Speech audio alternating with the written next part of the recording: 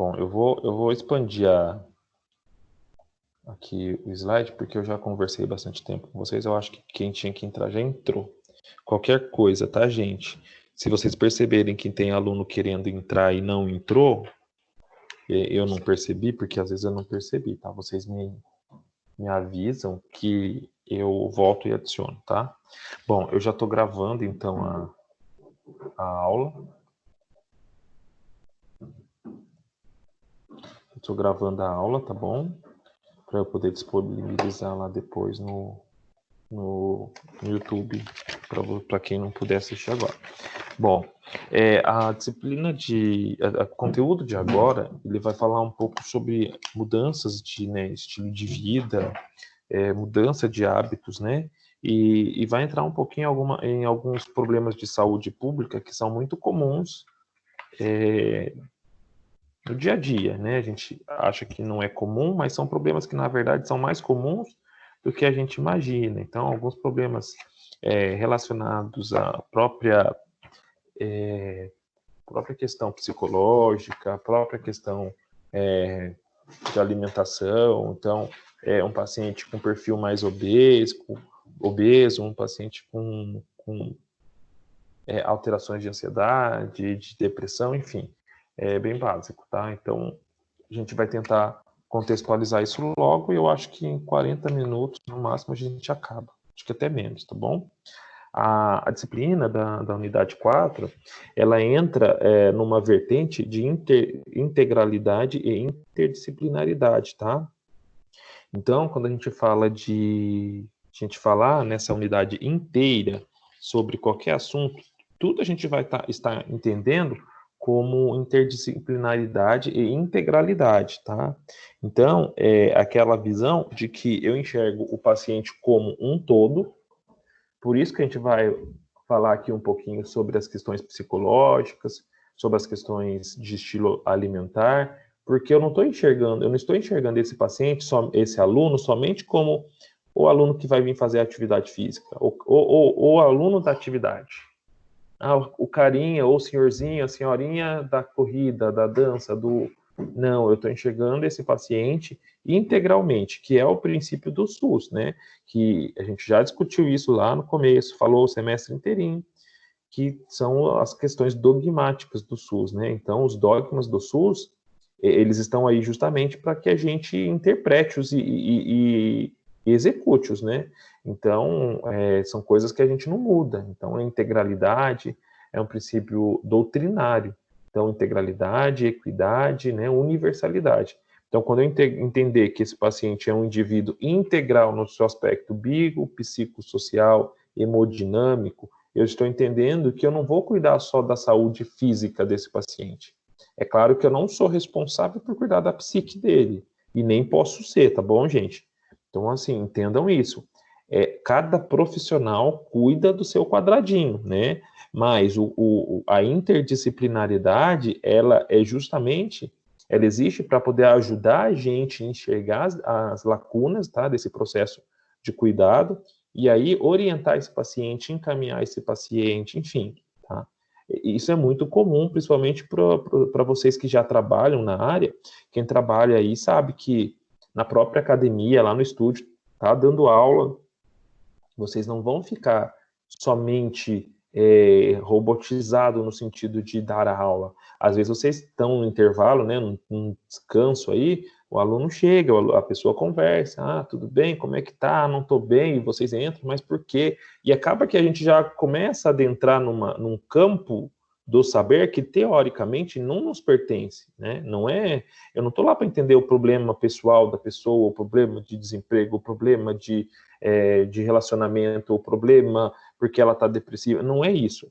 Mas a gente tem uma facilidade muito grande de abertura com os alunos em relação a isso, e essa interdisciplinaridade é extremamente importante justamente para a gente poder nortear essa pessoa que às vezes está perdida, né? Às vezes o aluno está fazendo atividade física ali com você, não sabe nem por que ele está ali, tem problema depressivo, tentou se matar, e aí você sabe disso e você vai ficar como? Sem fazer nada? É só um exemplo, tá? Eu estou dando um exemplo de um aspecto psicológico que às vezes passa até para a vertente psiquiátrica. mas pode ser coisas bem simples, né? Pode ser um aluno tá com você ali, de repente ele fala que ele não está tendo mais vontade de fazer as coisas, está com muita preguiça, que ele está comendo muito, que ele está sentindo bastante dor no pé, na articulação, e vocês, não, procura um médico, vai lá na UBS, pede um encaminhamento, vai não sei na onde. Então, a gente tem essa função de enxergar o indivíduo como um todo, né? Então, não pensar só na parte física, no sentido de atividade física, né, de exercício, mas pensar na questão fisiológica, na questão hemodinâmica, pressão arterial, frequência respiratória, isso tudo vocês têm conhecimento para poder fazer inferências, né? Então, um paciente que quando vocês triaram, ele é um paciente hipertenso, e vocês triaram e descobrem que ele também é diabético, e vocês perguntam, seu João, e o tratamento da UBS em relação a isso? Ah, eu não sempre falto. Aquela enfermeira é muito chata. Aquele enfermeiro é muito chato. Então, vocês já têm uma informação importante. O paciente ele não tem adesão ao tratamento terapêutico da doença dele.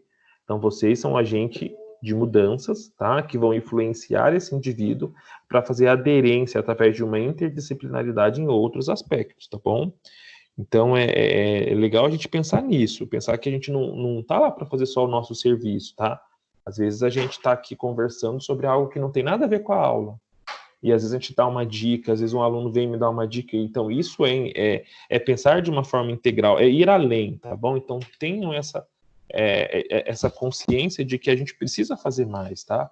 Que não é só o que está ali escrito, a gente não deve só fazer aquilo, tá? Então, o entendimento do papel do exercício físico ou da atividade, né, dependendo do perfil de grupos e de população que eu for abordar, está diretamente relacionado, então, a esse estilo de vida e às mudanças dos hábitos, né? Então, a gente vai entender que é preciso mudança para poder promover saúde e prevenir doenças. Nas aulas anteriores, a gente entendeu um pouquinho sobre os processos de avaliação, sobre a construção dos grupos de atividade física, né? Como isso deve acontecer, como eu posso usar os outros profissionais para me ajudar a fazer esse grupo ser eficaz, ter uma adesão adequada, né?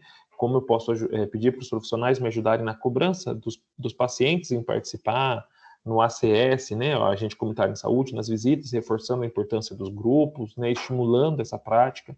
Então, assim, eu vou ter uma equipe que vai me ajudar, né? Mas a gente tem que entender que a atuação profissional, ela tem que ser focada. O ACS não necessariamente, tá? É lógico que ele está fazendo isso porque ele está pensando na questão da integralidade e da interdisciplinaridade. Mas se ele fosse fazer só o serviço dele, ele não precisaria nem falar do grupo. Mas a visão dos profissionais deve ser uma visão mais integralizadora, tá? Então não adianta. Na saúde, principalmente em UBS, o ideal é que todos tomem conta do serviço dos outros. Não no sentido literal, sabe? De ficar infernizando e cuidando da vida dos outros. Não. Mas cobrando a participação do paciente no grupo dos outros, estimulando que o paciente participe do grupo lá da nutricionista, da fisioterapeuta, se tiver, né? Que participe das visitas que participe, né, das reuniões, quando tem discussão de estudos, quando tem participação de treinamentos, às vezes, Covid, por exemplo, nessa época que a gente vive de corona, é muito comum você ir na UBS, agora nem tanto por conta da quarentena, mas antes, toda semana tinha palestra explicando sobre a doença, sobre como prevenir, sobre como fazer isso. Então, todos os profissionais vão convidar todos os pacientes e munícipes e usuários para poder participar. Então, entender que essa integralidade não é só do educador físico, né, do profissional de educação física, não é só do enfermeiro, é de todo mundo ali. A gente vai, então, contextualizar, entendendo que existe um grupo de usuários do SUS que faz uso da UBS e que apresentam em comum a doença cardiovascular e um estilo de vida não saudável, tá bom? Bem como fatores de risco associados. Então, a gente vai entender que existe esse grupo, que esse grupo é de cardiopatas, então a cardiopatia pode ser diversa, tá, gente? Então, pode ser problemas mais leves, pode ser problemas mais acentuados, enfim. Independente do problema que a gente vai abordar, é cardiopatia. Então, aquela cardiopatia é aquele tipo de problema que eu não vou poder ficar colocando o paciente para poder fazer muita atividade física, eu não vou poder fazer sobrecarga, né, excessiva, no sentido de fazer estímulo de aumento de frequência cardíaca, de sobrecarga, né, cardíaca, aumento do débito cardíaco, porque eu posso ter uma complicação e esse paciente intercorrer. Só que para ajudar, associado a isso, o paciente não tem estilo de vida saudável. Então, se o paciente não tem estilo de vida saudável e é cardiopata, ele vai ser um paciente que faz atividade física todos os dias? Vai ser um paciente que corre, que faz caminhada, que é magro, que provavelmente se alimenta bem? Não. Então, provavelmente, quando eu for falar desse grupo, eu estou falando de um grupo de pacientes que são cardiopatas, que não tem estilo de vida adequado, que se bobear a maioria é obesa, que está acima do peso, e tem fatores de risco associados. Cardiopatia, estilo de vida não saudável, provavelmente acima do peso, provavelmente diabético. Então, se eu for pensar, eles vão ter mais complicações ali do que a gente consegue simplesmente interpretar lendo essa frase, tá? Então, imagina que a gente está cuidando desse grupo, tá? Como assim, um planejamento mesmo, tá? E aí, dentro desse contexto, a gente tenta identificar quais são os possíveis aspectos do estilo de vida, né? Bem como o nível de estresse e aspectos psicológicos desses usuários. Então, assim, imagina que você tem lá na UBS esse grupo. Você não conhece essas pessoas. Mas eu peço assim para vocês, imagina qual que vai ser o perfil de ansiedade desses pacientes. Imagina como que vai ser o perfil de estresse deles. Eles vão ser estressados? Às vezes, o paciente não é nem estressado, mas tem um perfil de ansiedade muito alto. E se ele já é cardiopata, e se já não tem um estilo de vida saudável, muito provavelmente ele tem associado a isso muitas complicações, tá? Então a gente tem que planejar estratégias relacionadas às mudanças de determinados hábitos e de sua possível influência na saúde desse grupo. Então, quando a gente fala lá atrás que eu trabalho com grupo individual, mas que eu trabalho com grupos, mas com uma abordagem individualizada, porque o meu paciente ele é um, então eu posso ter um grupo de várias pessoas cardiopatas, que nem é esse, mas cada indivíduo é um ser único ali no meio, não vou trabalhar eles todos da mesma forma, porque eu posso ter um paciente com ICC grau 4 ali, eu posso ter um paciente um paciente que infartou há 10 anos e está super bem hoje. Então, se eu for pôr na ponta do lápis, quem tem mais capacidade cardiovascular vai ser o paciente infartado do que o paciente com ICC grau 4. Porque ele infartou faz muito tempo, ele já fez tudo que tinha que fazer, já operou, já está bem. Então, a gente tem que entender que eu tenho perfis diferentes ali individuais. Então, quando eu planejo estratégias, eu planejo as estratégias em grupo, mas às vezes as abordagens precisam ser individuais. E aí vocês têm que interpretar como que vocês vão fazer isso acontecer de forma individual, tá? Para isso, a gente precisa promover saúde e prevenir doenças, então. Quando a gente trabalha com UBS, com ESF, a gente já discutiu isso várias vezes, a gente está trabalhando a prevenção. E isso eu discuti lá na sala de aula com vocês, lá em fevereiro, eu acho. Que quando eu falei sobre o estilo de formação dos médicos, né? Que muitos médicos têm a formação voltada, né, para a questão biomédica, que seria a formação voltada na cura da doença, na doença em si. E o SUS não quer isso, o SUS quer trabalhar com a prevenção, porque a gente entende que prevenir é muito mais barato, é muito menos lesivo do que curar, né? É claro que o SUS cura, ele precisa curar. Por isso que existem os atendimentos terciários, é por isso que existem as UPAs, é por isso que existem os hospitais para a gente internar, tratar, operar, tudo para curar o problema. Mas a visão do SUS como um projeto, um programa, como uma estratégia, é prevenir, é prevenção. Então, a prevenir antes de que aconteça, porque daí é muito mais fácil, muito mais rápido para corrigir o problema. Então, a gente tem que pensar que vocês, como professores, vão ter que entender que a doença crônica ela vai se desenvolver a longo prazo. E como vocês vão fazer para que essa doença diminua as complicações que podem ser manifestadas nos pacientes, né? Então, o objetivo do grupo de vocês não é somente Eu falei isso já em outras aulas. Não é somente, né, a questão social. Não é somente porque vai ser agradável e gostoso e porque isso vai melhorar a autoestima. Não é porque vai melhorar o bem-estar dos participantes. Não é esse não é o principal motivo de vocês. O principal motivo dos grupos é melhorar a qualidade de vida através da prevenção das complicações das doenças crônicas.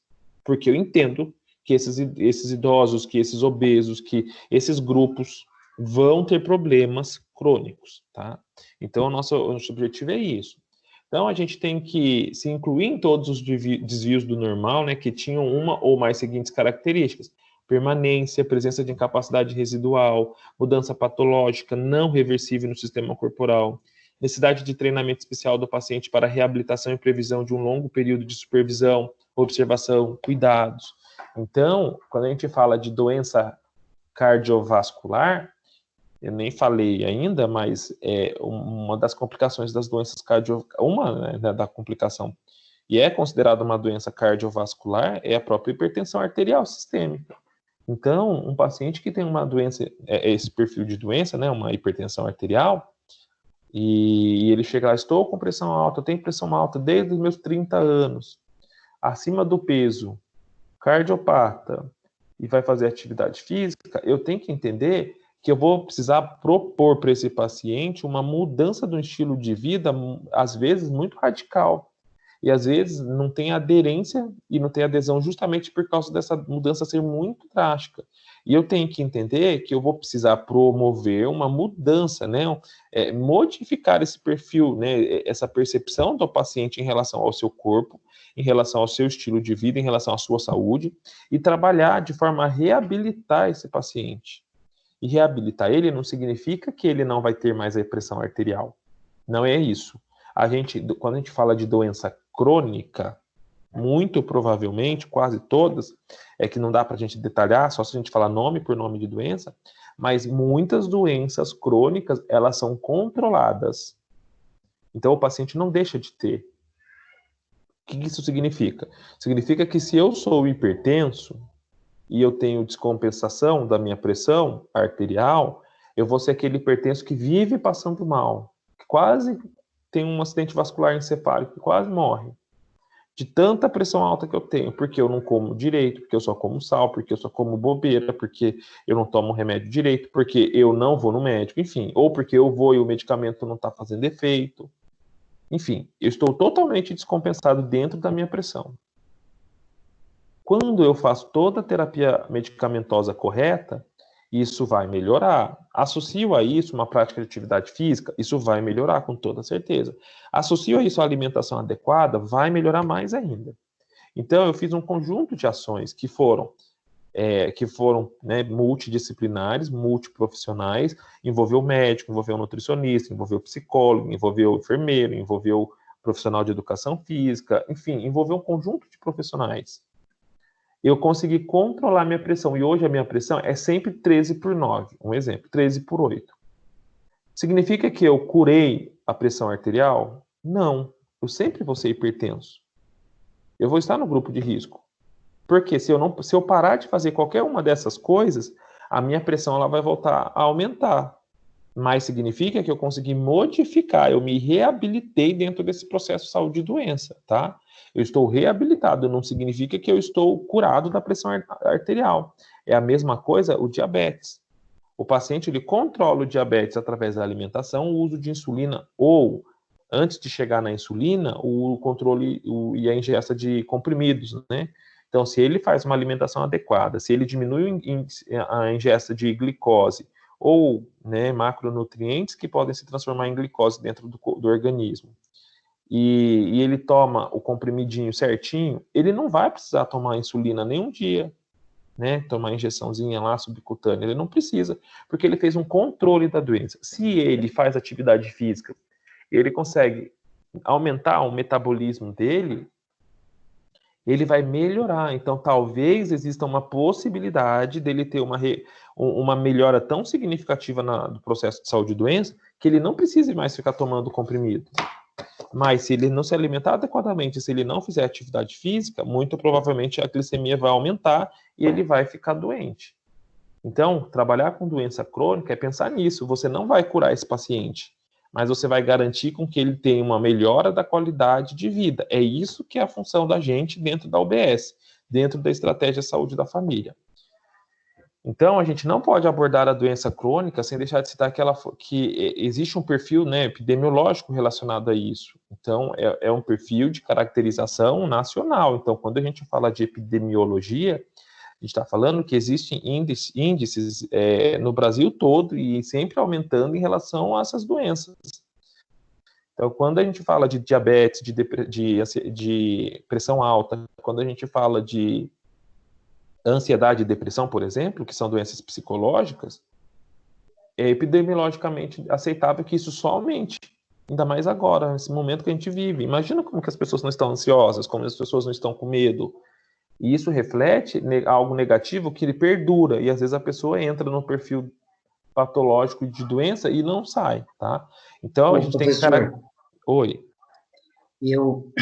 Perdão, acabei vendo hoje na rede social, não sei se é verdade ou fake news, no Facebook, uma policial acabou tirando sua própria vida e de uma bebê, e aí chegaram no local, ela estava em cima da cama com a criança abraçada e morta, ela atirou na cabeça da criança e atirou na cabeça dela.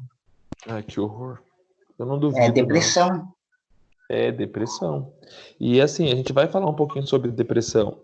Depressão não é uma doença que não é igual novela, não é igual filme, que a pessoa depressiva é triste, cabisbaixa, que ela vive sofrendo e você olha na cara dela e você fala que dó, que tristeza, quanta escuridão dentro daquela vida. Não é assim, né? Depressão, ela se apresenta de diversas formas. Pode ser assim também, como existe assim. Eu posso ter uma aluna lá na... Pai, um exemplo, na academia, eu não trabalho em academia, gente, vocês sabem disso, mas estou só exemplificando. Eu posso ter lá na academia uma aluna que é assim, depressiva, que ela chega triste, que você fala bom dia, super feliz, ela fala bom dia. Vai, faz a atividade dela, ela não dá uma risada, não conversa com ninguém, vai embora, faz tudo assim, por obrigação. Eu posso ter aquela pessoa, sabe, chata, aquela pessoa que não conversa, que é para baixo. Pode ter um depressivo assim, mas tem muitos depressivos e a maioria são aquelas pessoas que estão sorrindo, que você olha, você acha que elas estão felizes e na verdade elas não estão felizes, porque falar de depressão, falar de ansiedade precisa ser profissional, assim, eu até estou falando sem ter métier, eu não sou profissional formado para falar sobre isso, mas para falar disso tem que ser psicólogo, tem que ser psiquiatra ou psicólogo, porque é preciso ativar gatilhos que vão muito além do que a gente olha simplesmente por fora, né? Então, às vezes a pessoa está lá super feliz, você acha que a pessoa tem emprego, a pessoa namora, é casada, de repente faz uma bobeira dessas. Por quê? Porque esse tipo de doença, né, está muito relacionada à mente, né, ao psicológico. Então, não é só julgar assim por fora. Então, eu não duvido que isso aconteça, não. Eu não duvido que isso tenha sido verdade.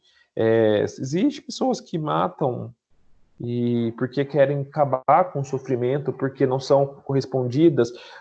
É muito comum eu comentei isso com vocês uma vez lá na aula. Lá no Japão tem uma floresta lá, que é a Floresta da Morte, que o perfil do japonês, né, é um perfil muito sério, o perfil é uma pessoa muito fechada, não é aquela pessoa aberta, não é que no brasileiro que chega, abraça aqui, né, nem conhece a pessoa, já tá indo, saindo, dormindo, ficando na casa. Você vê, se conhecia o colega ontem, a gente já tá um indo para casa do outro. Não, o Japão não é assim que funciona. É uma outra cultura. E lá a cultura do trabalho, né, a cultura do sustentar da família, né, do homem, o homem como arrimo de família. E então tem pessoas lá, homens, por exemplo, que trabalham e que quando perdem o emprego, em vez de ele simplesmente ir buscar outro emprego, sei lá, curtir o seguro-desemprego, que nem a gente curte, né? Não sei se tem seguro-desemprego, né? Estou dando um exemplo só. Aqui não, aqui a gente foi mandado embora, fica até o último dia do seguro-desemprego, para não precisar trabalhar, né? Porque eu não vou trabalhar, porque eu vou perder meu seguro. Lá não. Lá o negócio é tão que tem homens que pegam e vão para essa floresta e se matam, se suicidam, porque eles têm vergonha de chegar para a sociedade e falar que eles não estão trabalhando. Aqui, isso nunca queria acontecer. Aqui a gente dá risada, às vezes, das desgraças, dos problemas. Então, assim, é um perfil de sociedade.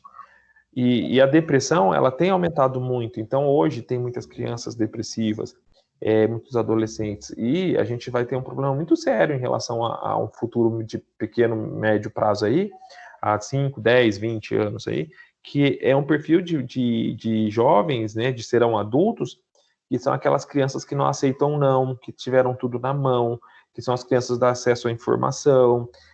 O pessoal, né, o pessoal da turma de educação física é um pessoal bem heterogêneo, mas quem tem lá 20, 30 anos para mais, foi de uma época e que começou essa transição da internet, a transição, a brincadeira nas ruas.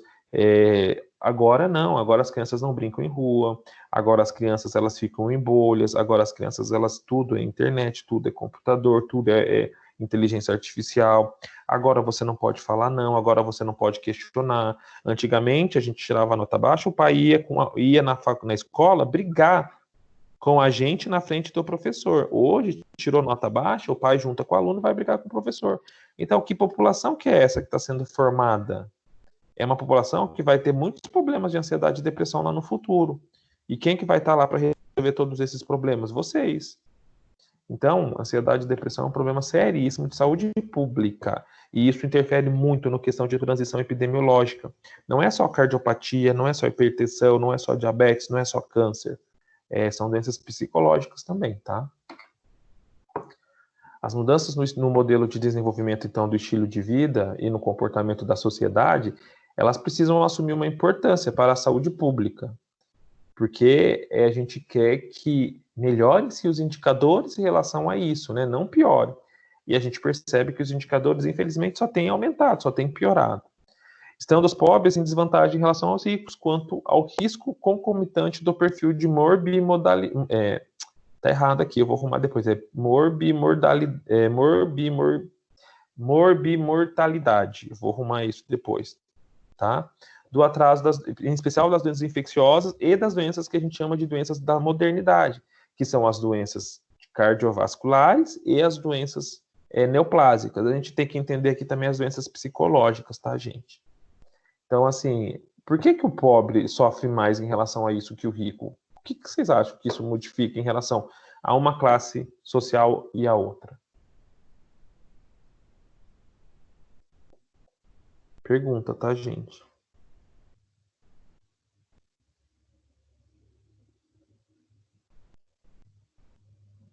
Professor, só Tô repete a esperando, pergunta gente. que eu não Vamos lá. entendi.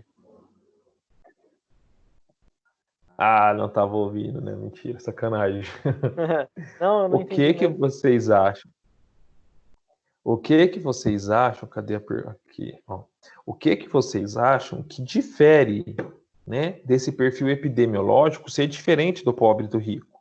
Então aqui está falando que existe, né, o estilo de vida e o comportamento da sociedade tem uma importância para a saúde pública. A gente sabe disso. Isso é importante, porque quanto mais saúde eu tiver, quanto melhor qualidade de vida, hábitos de vida eu tiver, enfim, quanto mais eu praticar coisas saudáveis, alimentação, enfim, mais eu vou ter qualidade de vida. Melhor, isso é melhor e gera um indicador melhor.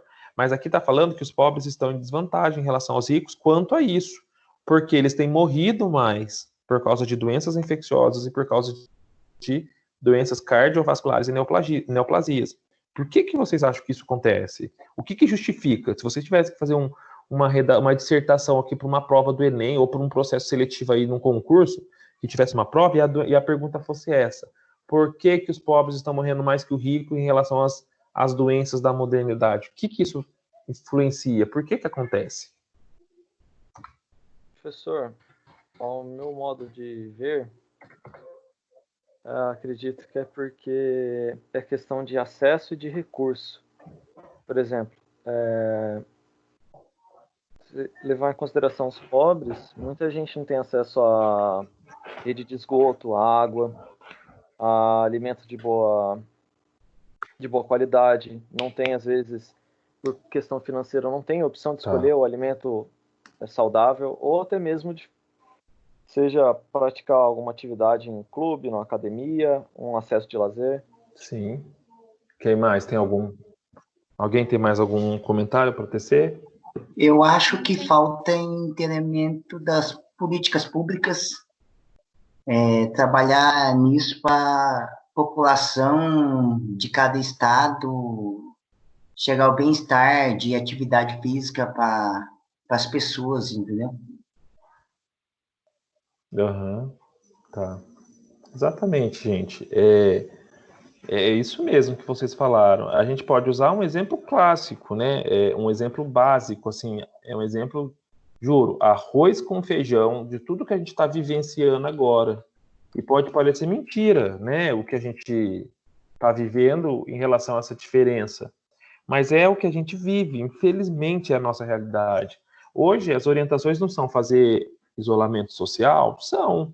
É por causa disso que vocês estão nas casas de vocês, né? É por causa disso que eu estou aqui na minha casa dando aula, minhas crianças estão lá em cima bagunçando, e eu não deixo descer, porque me atrapalha, né? Então, todo mundo mudou um pouquinho para poder conseguir não parar a vida, né? Mas é igual para aquela população, assim, que é pobre de verdade mesmo, porque a gente fala que a gente é pobre, porque a gente é, né? A gente é pobre. Mas a gente é pobre miserável? A gente não é pobre miserável, né? A gente não depende exclusivamente, por exemplo, de um benefício do governo para poder comer e pagar as contas. Não, a maioria da gente trabalha, tem um emprego, faz faculdade. Então, embora nós sejamos pobres, né? Estou falando por mim, e estou incluindo alguns aí, não todo mundo. A gente tem a nossa casa, a gente tem o nosso quarto, a gente tem internet, tem celular. Quando eu estou aqui em casa, eu consigo, sabe, me cuidar, eu consigo cuidar dos meus filhos. Quando eu preciso sair, eu pego meu carro, eu vou ali no mercado, compro alguma coisa, eu vou de máscara, eu volto, higienizo minhas mãos. É diferente, né? Então, um exemplo simples é isso. A população, ela está muito vulnerável, e os pobres mesmo, são muito vulneráveis, e são muito marginalizados, são muito largados. E aí entra tudo o que foi discutido, né? Mas se eu não tiver um cuidado, uma atenção muito melhor, muito maior para essa população é a que mais vai sofrer. E eu estou dando o meu exemplo, né? Que eu não sou super pobre, né? Eu sou pobre, não sou super pobrinho, miserável. Eu não sou, mas trabalho bastante, tenho 2 empregos, enfim, vocês trabalham bastante, tem gente aí que trabalha em 3, 4 academias, agora deve estar fazendo tudo remotamente, ou deve estar esperando voltar para poder pôr a casa, a vida em ordem, mas trabalha. É diferente da gente comparar com aquela pessoa que mora lá na favela, que mora lá naquela comunidade, que ele mora em 2 quartos e que a casinha é de madeira, e ele tem 6 filhos. Né? Tem então 6 filhos, uma casinha de 2 cômodos, 2 camas, que mora todo mundo junto. Você acha que se essa pessoa pegar Covid, uma pessoa dessa casa pegar Covid, como que vai ficar? Porque tem vários tratamentos, né? Então, um dos tratamentos é você ficar cuidando em casa, para não internar, porque dentro do ambiente hospitalar o risco de se expor é muito maior, né? Então, tem outras doenças, outras contaminações, enfim. Aí, como que você fica numa casa com 6 pessoas? É difícil, é um contexto totalmente diferente. Aí eu vou sair da nossa realidade, da minha, e vou para a realidade lá dos super ricos que dominam o mundo. Vou lá naquele condomínio gigantesco, na minha casa com 20 cômodos, 15 cômodos, 10 cômodos, que eu tenho tudo que eu quero, eu tenho acesso à internet mais rápida que existe, tenho alimentação de tudo que eu quero, tenho empregados que trabalham para mim e que continuam trabalhando, tem a piscina da minha casa, eu tenho a casa da fazenda, eu tenho a casa lá do litoral. Então, assim, eu cansei dessa quarentena, eu vou pegar meu carro do ano importado e vou descer para o litoral e vou para Ubatuba, na minha casa, que dá de fundo para uma praia. Só um exemplo, tá, gente? Não cheguei lá ainda. Vocês acham que falar de saúde pública é igual com esses 2 grupos? O carinha lá na favela, que não tem nem alimentação, que precisa daquela cesta básica, e falar de isolamento social com o cara ricão? Não é a mesma coisa, entendeu? Então, por causa disso também, os perfis epidemiológicos são diferentes. Então, quem que vai morrer mais por causa do corona, né? Por causa da Covid? Os pobres. Porque os pobres não precisam parar. Eles não podem parar, né? Não podem. O governador do estado foi lá e fez rodízio de placas, né? O governador não, o prefeito de São Paulo. O prefeito. Ele foi prefeito de São Paulo. Ele fez o isolamento, o rodízio de placas. Então, em vez de ser 1 e 2, 3 e 4, como sempre foi, não, agora é só ímpar, é só par, né? Tá bom. Aí diminuiu o carro, resolveu um problema, o problema da poluição e do efeito global que causa isso, né, do aquecimento global. Porque o problema de transmissão da doença aumentou, porque as pessoas que não têm outro carro, elas vão usar metrô, e o metrô tá lá fazendo fila para entrar. Resolveu o problema? Não resolveu, porque o pobre, que é o pobre de verdade, ele vai sempre estar exposto. Então, esse perfil de morbimortalidade, de doenças infecciosas e doenças da mortalidade, sempre vão atingir as pessoas mais pobres com mais intensidade. Não significa que os ricos não serão atingidos. Serão. Não estou falando que eles são imunes a isso. Mas a grande parcela da população que sofre de verdade vai ser a população mais pobre, justamente porque falta recurso, porque falta investimento, né? Ninguém come uma cesta básica, uma família de 5 pessoas não come uma cesta básica no mês. A gente não vive de R$600 por mês, gente, pelo amor de Deus, quem que vive de R$600 por mês? Com 3, 4 filhos, água, luz para pagar? É um auxílio, mas não dá para você. E se você for mandado embora? Que é a realidade de muita gente. A pessoa foi mandada embora, a mulher e o marido, os dois, ninguém trabalha, tem 3 filhos, paga aluguel e não tem dinheiro. E tem R$600 como uma ajuda. Os R$600 não pagam nem o aluguel. E a comida, e a água, e a luz.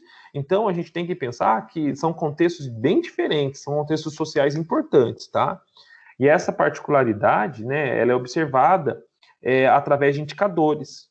E isso mostra como que a gente é discrepante aí no Brasil, né? Esse dia eu estava vendo uma matéria no Face, lá uma live de uma menina, e ela estava falando que quando ela que ela fez high school nos Estados Unidos, né? E que ela falou que eles achavam que o Brasil ficava na Europa, eles achavam que o Brasil que tinha carro, não tinha carro no Brasil, que a gente ia para baixo para cima de cavalo, enfim, essas coisas assim, uma visão bem precária, sabe? Uma visão muito precária. Então, assim, o povo de fora, eles acham que é tudo péssimo, que é tudo ruim, mas não, aqui dentro existe bastante acesso, existe bastante informação, mas existe muita discrepância. Então, quando a gente fala que existe uma minoria que domina economicamente o mundo, isso é verdade, porque os ricos de verdade são aquelas pessoas que foram fazer passeio. Não estou fazendo nada político, pelo amor de Deus, tá? Aquelas pessoas que estavam com o carro importado fazendo passeata para voltar tudo ao normal. E eu quero que volte tudo ao normal. Mas eu não quero que volte ao normal do jeito que tá, pra gente morrer. Eu quero que volte ao normal pra gente trabalhar, pra gente viver. Agora, se voltar tudo do jeito que tá, quem que morre? Não são os donos, os chefes, os donos das empresas, os ricos. São os pobres que são a linha de frente. Então a gente tem que tomar cuidado, porque esse perfil epidemiológico, ele é expresso em indicadores. Bom, vamos entender um pouco também sobre essa transição, e aí entrar no contexto de transição nutricional, que é um aspecto importante também. Ao mesmo tempo em que tem diminuído a ocorrência de desnutrição em crianças e adultos, porque a gente está tendo muito mais políticas públicas relacionadas a isso, né? Em um ritmo bem acelerado, aumenta também a prevalência de sobrepeso e obesidade. Então, assim, antigamente a gente tinha muita desnutrição, hoje a gente não tem tanta, mas em contrapartida a gente tem muita obesidade, né? E obesidade é um problema também. Então, a gente tem que entender por que esse perfil muda. A projeção dos resultados de estudos efetuados nas últimas décadas indica, né, um comportamento epidêmico. Então, é um comportamento coletivo isso. Estabelece-se, então, um antagonismo de tendências temporais entre desnutrição e obesidade, definindo uma das características marcantes no processo de transição. Aí vai ter uma figura aqui embaixo, eu coloquei, que mostra esse processo de transição, né? Então, a evolução da desnutrição, sobrepeso peso e obesidade na população feminina, tá? Nas meninas, nas mulheres, por meio da comparação com alguns estudos. Então, olha o ano, e aí a corzinha do gráfico da barra representa o ano, então de 74 até 2006. Então, aqui, ó, o déficit de peso, as pessoas em desnutrição, né, com excesso de peso e em obesidade. Então, a gente só recapitulando, lembra do IMC? Então, índice de massa corpórea, né, altura dividido pelo peso ao quadrado. Eu tenho como indicadores, né, normalidade entre 18 até 24 ponto alguma coisa, 25 até 29,9 eu tenho excesso de peso e acima de 29, 30, né, eu tenho obesidade, que vai ser classificada obesidade grau 1, grau 2, enfim. Então, a gente entende que esse grupo está acima de 30, esse grupo está entre 25 e 30, e esse grupo está abaixo de 18, tá? Então, de 74 até 2006, melhorou, as pessoas ficaram menos desnutridas. Em contrapartida, as pessoas começaram a ganhar mais peso. E obesidade aumentou também. E o que piorou em relação aí? O que mudou? Foi só a alimentação? O que mudou aí, professor? A internet também chegou nos anos 2000 para cá, ela acabou acomodando a população ficar em casa, entendeu? Videogame, não sai para fazer atividade nada, entendeu? Televisão e a alimentação também mudou também. Muito mais coisa hoje, tem mais opções enlatada do que antigamente mais natural, entendeu? Raiz, que a gente aproveitava comer, e hoje é tudo mais... Exatamente. Alimentação, isso mesmo, Thiago. Existe uma mudança, né? Uma mudança cultural. E essa mudança cultural, ela gera um impacto nesse sentido aqui, em relação à nutrição, um impacto muito negativo, porque mudou-se os perfis de trabalho. Então, antigamente, os trabalhos eram muito mais... geravam muito mais atividade, né? Então, as pessoas, elas precisavam ir, voltar, levantar, não era tão passivo, né? Hoje não, hoje existem muitos trabalhos que você faz sentado. Então, assim, eu por exemplo, ontem eu fiquei sentado, lógico que eu levantei, né? Não consigo, eu sou muito agitado, não consigo ficar paradão, sentado na mesma posição o dia inteiro. Mas eu fiquei das 7h30 da manhã até meio-dia, parei, almocei, depois voltei 1h, 1h30, teve aula no doutorado, fiquei até às 5, 5h30, depois entrei numa reunião, fiquei até às 6h15, parei, tomei um café, 6h30, voltei, fiquei até às 10h15 no computador, estudando, dando aula ou estudando. Ou porque eu estava estudando como aluno, ou porque eu estava dando aula como professor. Eu não saí do mesmo lugar, eu só levantei para ir no banheiro. Quando eu fui no banheiro, eu falei assim, caramba, a minha diurese está até turva, porque eu não estava conseguindo levantar para ir no banheiro, que é do lado. Então, o perfil de trabalho mudou. Agora, imagina você trabalhar assim a vida toda, 10 anos, 20 anos. Associado a isso, imagina os enlatados, imagina os alimentos industrializados, né? Antigamente não tinha tudo isso, que nem você falou. Antigamente a gente não criava as crianças com bolacha. Às vezes eu estou aqui em casa, eu quero ter um pouco de silêncio, eu pego e abro uma bolacha lá para minhas crianças. Abro um Mirabel, abro um chips. Antigamente não tinha chips, não tinha Mirabel, não tinha essas bolachas recheadas, não tinha. Não tinha, o acesso não era tão fácil, era tudo alimentação mais natural. Então esse perfil mudou mesmo, né? É lógico que associado a isso tem políticas públicas, né? Tem bastante políticas públicas. Quando a gente compara o Brasil com os Estados Unidos, os Estados Unidos já é um país obeso, né? Já está com mais de 50% da população obesa. E o Brasil já está caminhando para isso. E quando eu penso nessa obesidade, eu penso em doenças cardiovasculares e morte, e muita morte. Então é importante que a gente entenda que os avanços econômicos e tecnológicos têm promovido grandes transformações nos hábitos de vida, contribuindo para o aumento das doenças relacionadas ao estilo de vida. O novo perfil epidemiológico, então, acompanhou a transição nutricional decorrente, tá, da baixa atividade física combinada ao crescente consumo de alimentos processados e hipercalóricos, que predispõe ao ganho de peso e doenças associadas, tá bom? Então é exatamente isso que o Thiago sugeriu ali, falou. Dentre essas doenças, diabetes tipo 2 e pressão alta e as dislipidemias e doenças cardiovasculares são alvos de ações de saúde pública, considerando suas crescentes prevalências nas populações mundiais, inclusive no Brasil. E no Brasil, o excesso de peso, né, atinge 52% da população adulta. Então, assim, é muita gente obesa, é muita gente que vocês vão cuidar. E isso não é só na UBS, isso é dentro das academias, é dentro é dentro dos estúdios, enfim, dentro das consultorias. Então, pensa que é difícil trabalhar com a pessoa obesa, porque eu não estou trabalhando só com a questão física, eu estou trabalhando com a questão psicológica, a questão de aceitação, a questão de tempo, a questão de envolvimento, então é bem complicado. Associado a isso tem as dietas da modernidade, né? As mudanças da organização, os tipos de trabalho, as facilidades ambientais. Antigamente a gente não tinha carro para ir e voltar toda hora, então a gente tinha que andar um percurso, pegar ônibus, caminhar, ir de bicicleta. Hoje a gente não vê ninguém trabalhar de bicicleta, né? Antigamente era muito, muito normal. Além disso, os meios de comunicação modificaram, né? Os fast foods, por exemplo, eles substituem as alimentações saudáveis. Isso é super natural para a gente, né? Eu não consegui me alimentar porque eu tenho que fazer um trabalho. Não, então eu vou comer lá um salgado. Tudo isso aumenta, né? Colabora, corrobora para a inatividade física e estresse, facilitando o surgimento de doenças relacionadas ao estilo de vida. Mesmo assim, né, gente, apesar dessa promoção de saúde e de prevenção, elas terem ações distintas e estratégicas, a gente percebe que existe pouca adesão ou baixo resultado, né? E porque o foco do cuidado ele precisa ser integral ao indivíduo, né? E se complementam na busca pela saúde e bem-estar. Então, embora a gente saiba que a gente precisa modificar esse estilo de vida, embora o paciente, o cara lá da UBS, da SF, sabe que ele não está bem, né, fisicamente, que ele precisa melhorar, tem que ser avaliado o que é prioridade. Lembram lá da escala de Maslow, que a gente, né, usou de exemplo, das necessidades básicas, as questões fisiológicas, e eu ainda modifiquei lá a ordem da pirâmide empiricamente com vocês e falei, bem, eu posso querer hoje, eu não estou preocupado, infelizmente, né, com a questão de sono.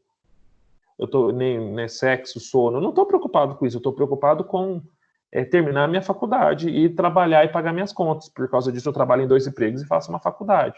Um exemplo. E a qualidade de vida? E a alimentação? E o sono? E o lazer?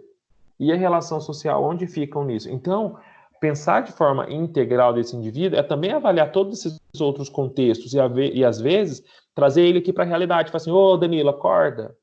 Enquanto você pensar em primeiro lugar no seu trabalho, você vai continuar gordo, obeso, estressado. Enquanto você entende que o paciente sabe, mas o paciente, por opção ou por necessidade, ele não consegue modificar isso. Então, entendam essa questão integral, não só em relação ao a biopsicossocial, hemodinâmico, né, fisiológico, mas há outras questões também, como as socioeconômicas, enfim, né, todas as questões desse paciente mesmo.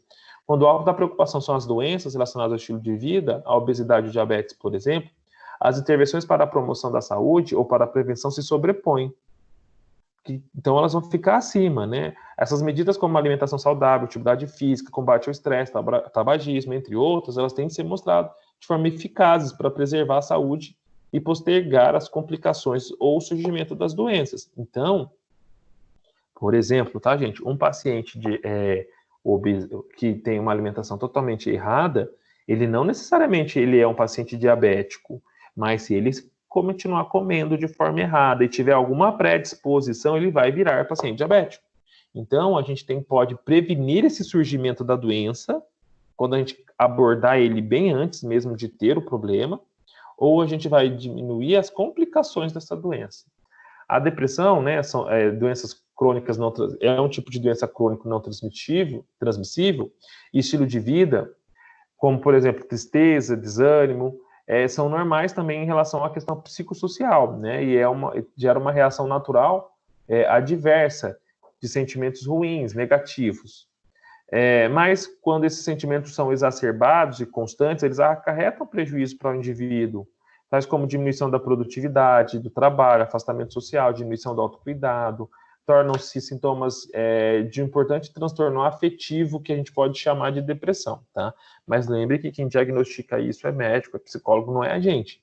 Mas a gente pode perceber que a mudança do padrão de comportamento de um indivíduo pode gerar uma depressão. Apesar de amplamente associado ao ambiente, como as questões familiares, sociais, estados graves de depressão, né, que não tem causa definida, como a perda de um ente querido, crise financeira ou violenta, a depressão ela pode estar associada a diversos outros fatores.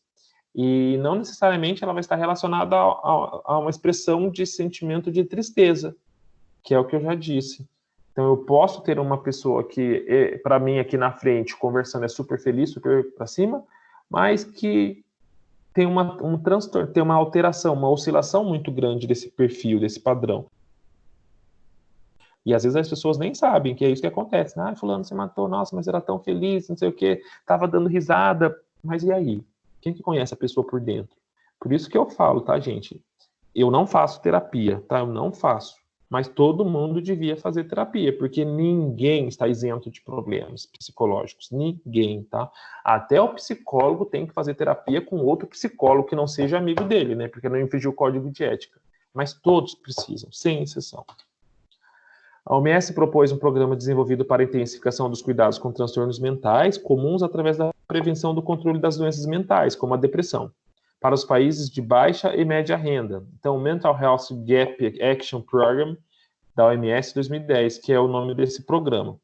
Esse estudo inclui, então, a atividade física e técnicas de relaxamento entre as estratégias para a prevenção e controle dessa condição. A gente está falando ali de depressão e doenças mentais. Então, quando a gente fala de ansiedade, ansiedade é uma condição patológica, tá, gente? Então, eu ser ansioso é patológico, isso me causa mal, isso me faz uma angústia, isso aumenta a minha frequência cardíaca, isso me faz liberar mais adrenalina. Uma pessoa que fica adrenada, que fica com adrenalina o dia inteiro, é uma pessoa que fica em estado de alerta 24 horas. Isso não é normal, isso não é bom. Então, essas atividades propostas, né, por esse grupo sugeridas pela OMS, quando elas falam, né, de técnicas de relaxamento e de atividade física, elas vão contribuir para a questão mental, sim, porque elas vão gerar uma diminuição da liberação de adrenalina, né, até que libere mais em quantitativo adequado, mas uma diminuição da liberação de cortisona e de outros hormônios que são ruins para o organismo, né? E liberação de hormônios de serotonina e outros hormônios benéficos. Então, o relaxamento, por exemplo, ele vai causar uma sensação de bem-estar, de relaxamento, de paz, de tranquilidade, que libera hormônios bons e diminui a liberação de hormônios ruins. Então, isso vai ajudar sim, tá? O estilo de vida é uma expressão moderna que se refere à estratificação da sociedade por meio de aspectos comportamentais que são expressos sob a forma de padrões de consumo, rotinas, hábitos, tá? Eles constituem fatores de risco comportamentais, que é o que a gente já discutiu, que geram outras doenças, tá? O estresse no trabalho, que é um problema, né, de saúde pública muito comum, ele gera um preço muito alto nos indivíduos. Então, esse impacto na saúde e na produtividade dos profissionais, além das medidas de reduzir esse problema, foi o foco da webconferência promovida pela OPAS e a OMS. Então, existem várias ações que são feitas para diminuir isso. Hoje existe uma disseminação muito intensa da qualidade de vida no trabalho. Então, às vezes, a gente fala muito de qualidade de vida. Ah, qualidade de vida, qualidade de vida. Mas qualidade de vida, ela não é importante só fora do trabalho. A minha qualidade de vida particular em relação à atividade física, em relação à minha família, é uma coisa. Mas a qualidade de vida lá na onde eu trabalho, as condições de trabalho adequado, não ter estresse, enfim, isso é extremamente importante. Então, tem muitos artigos que trabalham isso. E nenhum de nós, né, estamos livres desse estresse no trabalho. Então, a gente que está se reorganizando para poder fazer as aulas, por exemplo, essa mudança toda gera um estresse. Porque se fosse na sala de aula, eu não estaria usando slide, por exemplo. O livro de vocês eu já sei de cor salteado, porque já é a quarta vez que eu dou essa matéria só em menos de 3 anos. Então, gera uma mudança. Esse estresse a gente ter que vir para casa gerou um estresse em vocês também. A gente tem que pegar, carregar a aula, subir a aula, fazer isso, fazer aquilo, aprender mexendo nisso, aprender mexendo no YouTube, fazer atividade avaliativa. Então, isso gera um estresse, mas isso precisa ser controlado. E vocês, quem aí trabalha em academia e continua trabalhando? Tem alguém?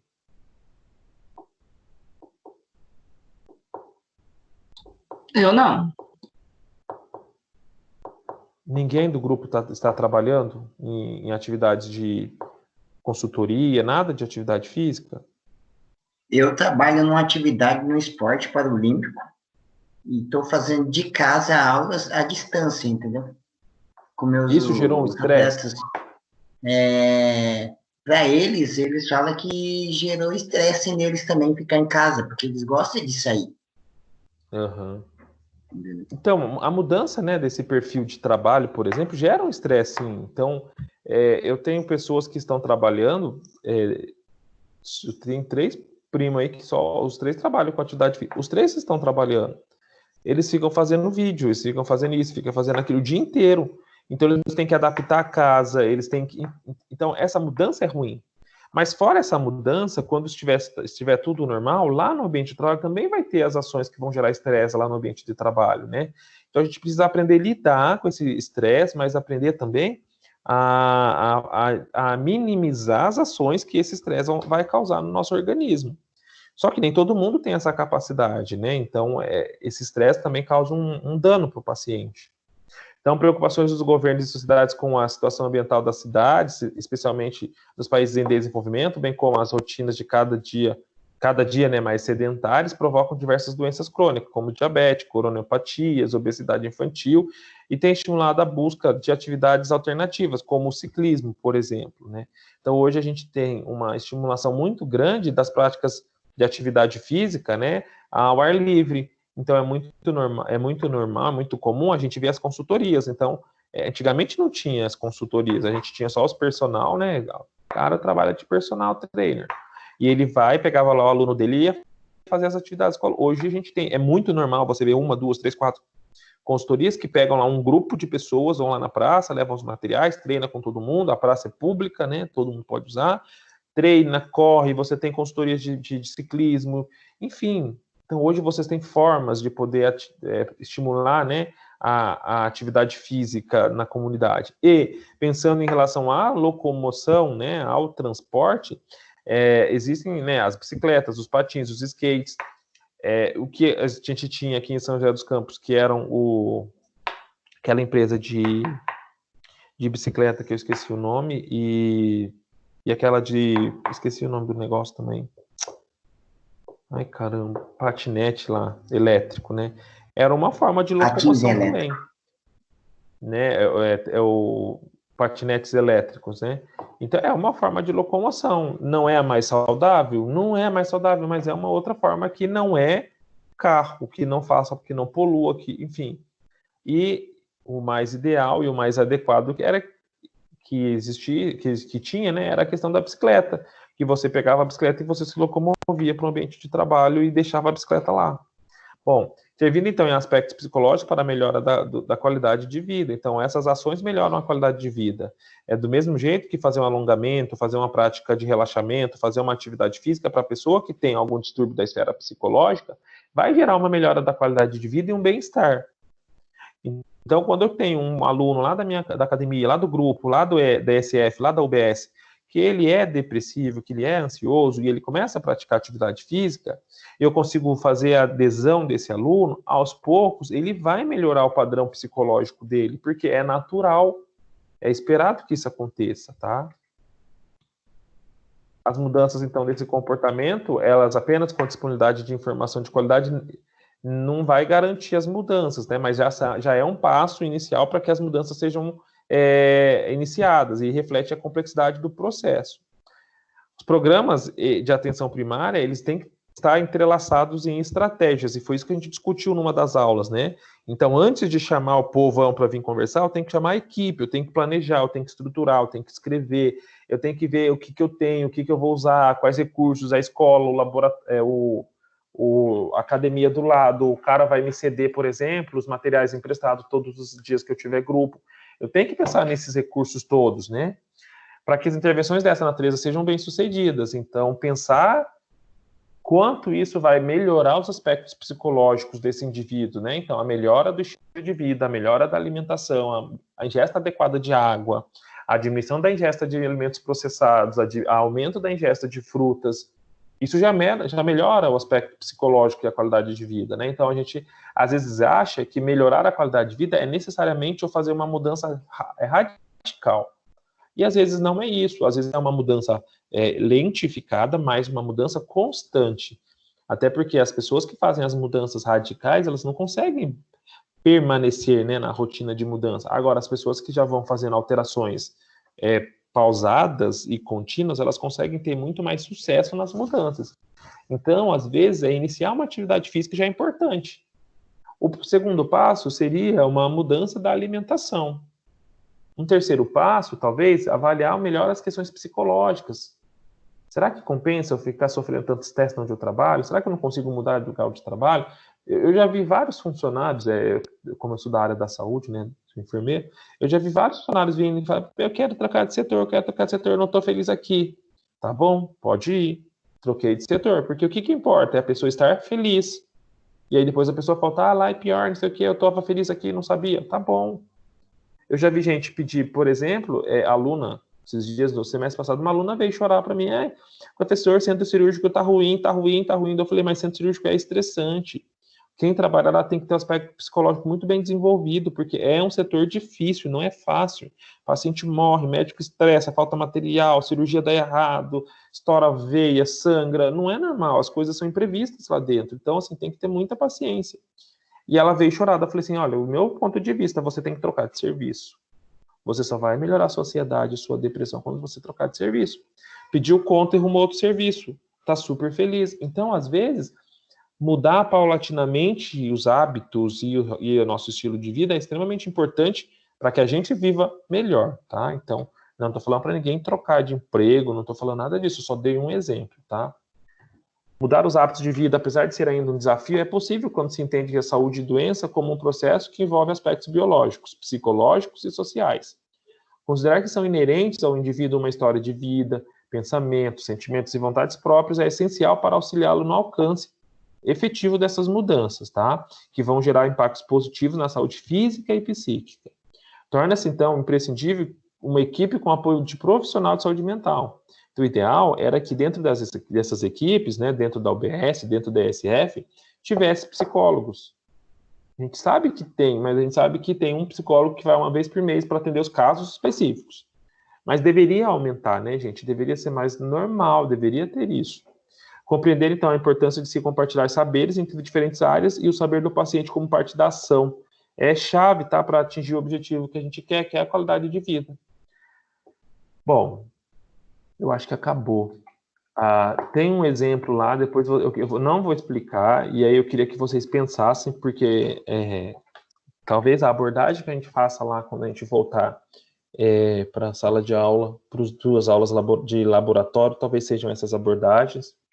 Não planejei isso ainda, mas enfim.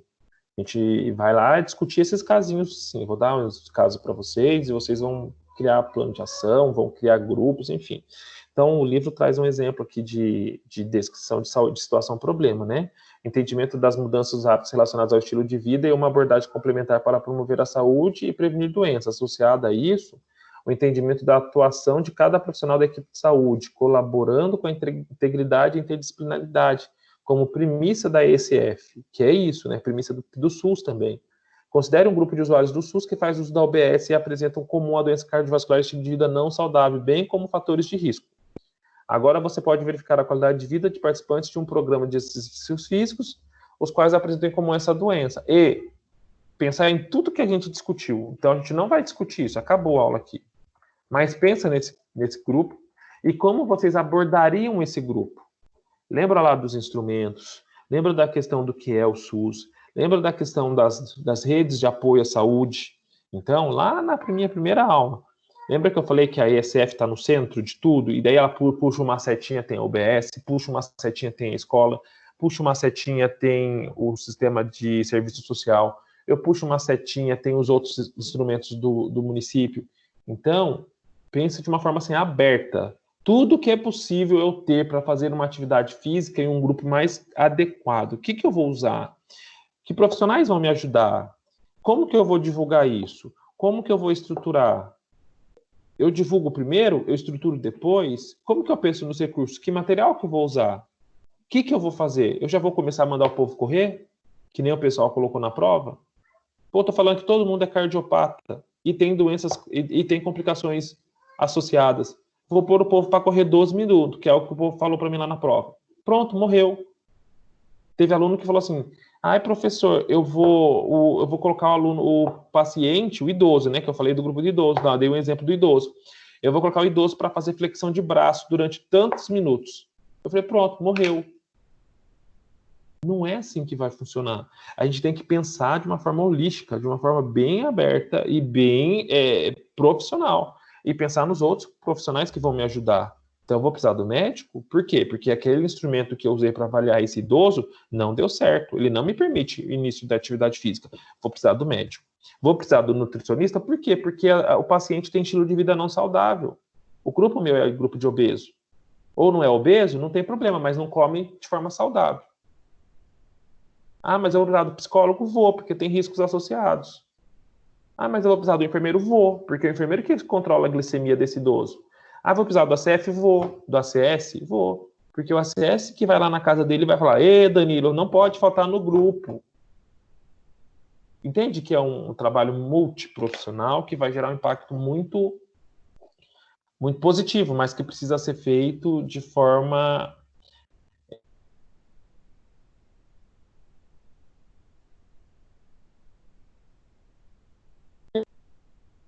explicar, não precisa falar nada, só pensa, porque quando a gente for fazer as aulas práticas, vai ser isso que a gente vai trabalhar lá na faculdade, tá bom? Então, daí eu vou dar estilos diferentes de grupos e vocês vão perder lá 20 minutos, meia hora montando os grupos, e aí depois vocês vão me explicar para o resto da sala o que vocês fizeram, quais que seriam as abordagens, e aí talvez essas aulas sejam até mesmo em sala de aula, dependendo de como for, tá bom?